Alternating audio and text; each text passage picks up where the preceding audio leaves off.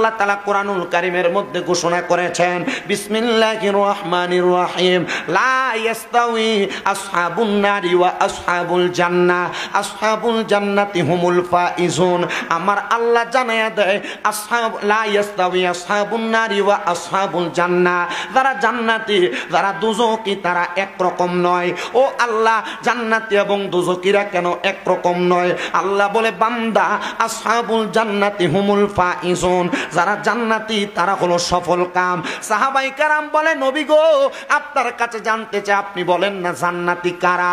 এ দাড়ি পাকা মুরব্বী বাবারা, যুবক নওজোয়ান বন্ধুরা, ছোট্ট ছোট্ট মাদ্রাসার তলেবুল আলেম ছাত্ররা, যুগিরঘাট এলাকার যেই মা বোনেরা মাইকের আওয়াজ শুনতেছেন গো, আমার মা বোনেরা, আমি চাই না আমার বাংলাদেশের কোনো মানুষ জাহান্নামে যাক, আমি চাই না কোনো মুসলমান জাহান্নামে যাক, আমি চাই পুরুষ মানুষও জান্নাতে যাক, নারীরাও জান্নাতে যাক। এই জন্য আপনারা যারা মাহফিলে বসছেন আপনারা মনোযোগের সাথে শুনবেন, মা বোনেরা যারা শুনতেছেন আপনারা মনোযোগের সাথে শুনবেন।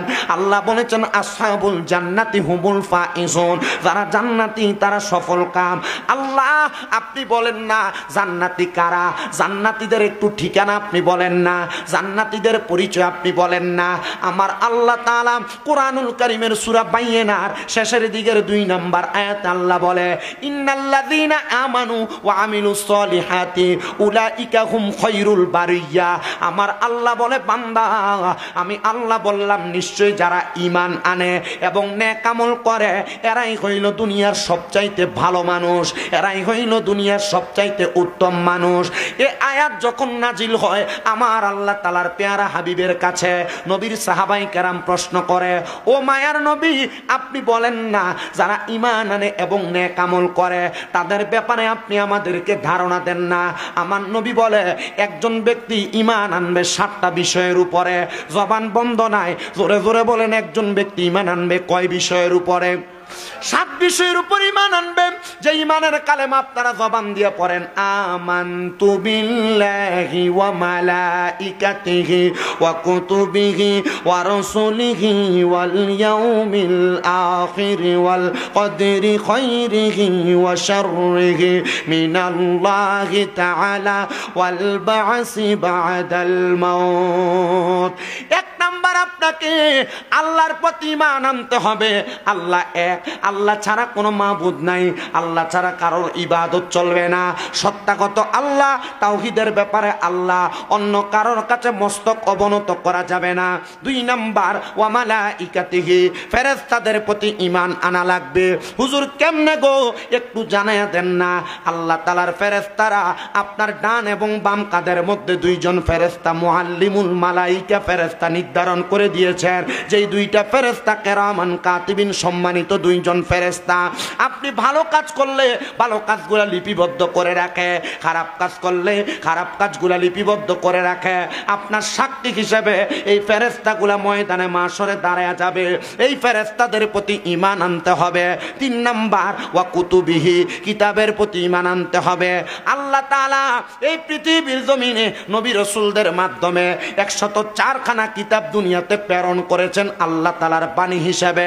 এর মধ্যে 100টা সহিফা, যেগুলার বাণীগুলা এখনো মানসুখ আছে। কিন্তু তাওরাত, জাবুর, ইনজিল, এই 3টা কিতাব আমাদের নবীর পূর্বে 3 জন নবীর উপর নাজিল করা হয়েছে। এই কিতাবের কথাগুলা যখন কোরআন নাজিল হয়েছে, কোরআনুল কারীমের মধ্যে লিপিবদ্ধ করা হয়েছে। আর আমার আল্লাহ তাআলা আমার রাসূলকে প্রেরণ করেছেন, হুয়াল্লাযী আরসালা রাসূলাহু বিল হুদা ওয়া দীনিল হাক্কি লিইয়ুযহিরাহু আলাদ দীনি কুল্লিহি। পরিপূর্ণ দিন, পরিপূর্ণ ধর্ম ব্যবস্থা এবং মানুষকে হেদায়েতের পথ দেখানোর জন্য আমার আল্লাহ তাআলা আমার রাসূলের মাধ্যমে কিতাব প্রেরণ করেছেন, সেটা হলো কোরআন।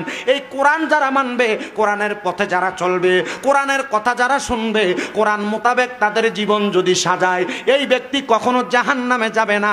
এই ব্যক্তির ঠিকানা হলো ফাদাখালাল জান্নাহ, বান্দা জান্নাতে যাবে এবং জান্নাতের মধ্যে জান্নাতের অফুরন্ত নিয়ামত বক্ষণ করবে। জোরে পড়ি সুবহানাল্লাহ। এবার আসেন 4 নাম্বার, ওয়া রাসূলিহি, রাসূলের প্রতি ঈমান আনয়ন করা। বলে হুজুর কেমনে রাসূলের প্রতি ঈমান আনয়ন করে? রাসূলের প্রতি ঈমান হইল রাসূল যেই সত্যবাণী নিয়ে আগমন করেছে, রাসূলের রিসালাত, রাসূল যেই কর্মগুলা করেছে, যেই কর্মের প্রতি মানুষকে আদেশ করেছে, যেই কর্মের প্রতি নিষেধ করেছে, আদেশকে মান্য করা, নিষেধগুলো বর্জন করে রাসূলের প্রতি তাজা ঈমান রেখে কেউ যদি মরতে পারে, তাহলে ওই ব্যক্তি দুনিয়াতেও সফল কাম, আখিরাতেও সফল কাম। কিন্তু রাসূলের প্রতি ঈমান আপনি কেমনে আনবেন? আপনার রাসূলের প্রতি ঈমানের ব্যাপারে বড় দুনিয়ার জমিনে বর্তমান সমাজের মধ্যে মানুষের মাঝে অ্যালার্জি কাজ করে। হুজুর কিভাবে রাসূলের প্রতি ঈমানের ব্যাপারে অ্যালার্জি কাজ করবে? আরে বাবা, যারা রাসূলের প্রতি ঈমান নিয়ে দুর্বলতা প্রকাশ করে তারাও মুসলমান দাবি করে। আর আমার রাসূল বলেছেন উম্মতের মধ্যে এমন ফেরকা তৈরি হবে যারা আমি নবীর কথাগুলাকে মানবে, মানুষের কাছে প্রচার করবে, কিন্তু তারা নিজে বলবে, কিন্তু তারা তার উপর আমল করবে না। আল্লাহ তাআলা জানায় দেয় বান্দারা, আল্লাহ তাআলার কোরআনুল কারীমের সূরা সফের মধ্যে, ইয়া আইয়ুহাল্লাযীনা আমানু লিমা তাকুলুনা মা লা তাফআলুন, হে ঈমানদারেরা তোমরা এমন কথা বইলো না যেই কথা তোমরা নিজেরা করো না। আল্লাহ কেন কেন কেন? আল্লাহ তাআলা নিজেই বলতেছে, তুমি নিজে বললা, নিজে কিন্তু আমল করলা না। আমি আল্লাহ তাদেরকে পছন্দ করি না। আল্লাহ কেমনে পছন্দ করেন না? আল্লাহ নিজেই বলতেছেন, আমি নিজেদের প্রতি অসন্তুষ্ট। আল্লাহ কেন অসন্তুষ্ট? বলে তারা নিজে বলে কিন্তু নিজে আমলে পরিণত করে না। হে আমার যুগের হাটের মুসলমানেরা, তাইলে রাসূলের প্রতি ঈমানটাকে এমন রাখতে হবে, রাসূল যা বলেছে নিজে বলবো, নিজে আমলে পরিণত করব। আল্লাহ আমাদেরকে করার তৌফিক দান করুন। জোরে সুরে পড়েন আমিন। এবার আসেন ওয়াল ইয়াউমিল আখির, আখিরাতের প্রতি বিশ্বাস করা। আখিরাতের প্রতি বিশ্বাস কোনটাকে আপনি মনে করেন আমি জানি না। মনে রাখবেন, আখিরাতের প্রতি বিশ্বাস হলো আপনার মরণ থেকে শুরু হয়ে যায়। কখন থেকে? আখিরাত কখন থেকে? আসতে কইতেছে একবারে। এই যে আমার এক মুরব্বী বাবা এন্দি একজন, এই আর আওয়াজ নাই। আব্বুজি আপনারা যদি আমার সাথে একটু কথা বলেন, আমার কথার রিঅ্যাপ্লাই করেন, তাহলে আমার কাছে ভালো লাগবে। কেন? আমি এই কথাগুলো বইলা, আমি কিন্তু শরীর আমার বেশি ক্লান্ত। আমি আজকে 9:26 এসে ঘরে ঢুকছি। আমার গতকালকে মাহফিল ছিল পাবনা, ওইখান থেকে বাড়িতে আস্তে আস্তে 9:26 বাজছে। আমার মা আমারে ঘুম থেকে জাগায় তুলছে, মাহফিল নেই আজকে আছে। শরীর এত টায়ার্ড হয়েছে, মানে আর কোনো খোঁজ খবর নাই ঘুমানোর পর, এমন অবস্থা হয়ে গেছে। আপনারা শুধু দোয়া করবেন, আপনাদের দোয়ায় আমার 6টা মাদ্রাসা এখন। না এই দোয়া করলে এরা আলসিয়া কিপটা, দোয়া করেন একজন আরেকজনের লেগে। নিজে বোঝে না যে আরেকজনের জন্য দোয়া করলে আপনি আপনার শত্রুর জন্য দোয়া করবেন। কার জন্য দোয়া করবেন? হুজুর কি লেগে? শত্রুর লেগে দোয়া করবেন। আমার জমি কেড়ে খাই, আমি তার লেগে দোয়া করতাম। দোয়া করবেন আল্লাহ তার হেদায়েত দিক। এই দোয়া করবেন না? আর তাকদিরু লা ইয়ারুদ, মানুষের তাকদির পরিবর্তন হয় না ইল্লা বিদুআ, দোয়ার কারণে পরিবর্তন হয়। আপনি দোয়া করবেন, আপনার জন্য সে দোয়া করা লাগবে না। আপনি যখন তার জন্য দোয়া করবেন, সে যখন এই দোয়া থেকে উপকৃত হবে, তখন আপনাকে আল্লাহ তাআলা নিজে দান করবেন। এই যে পিছনে যারা আছে এরা জবাব দেয় না, কথা কয় না, আওয়াজ দেয় না। এক লোক ভিক্ষা করতে গেছিল, এজায় দেখতেছে মাশাআল্লাহ এই এলাকাতে 10 তলা এক বিশাল বাড়ি, আর লগে দিয়ে ভাঙ্গা যে একটা ঘর। চিন্তা করলো বড় লোকের বাড়ি, এত তাড়াতাড়ি তারার বাড়িতে ভিক্ষার লেগে যায় কোনো লাভ নাই। পাশে ভাঙ্গা টিনের ঘর দেখে হ্যাঁ এই ঘরে গেছে ভিক্ষার লেগে। এজায় কয় আল্লাহর হস্তে কিছু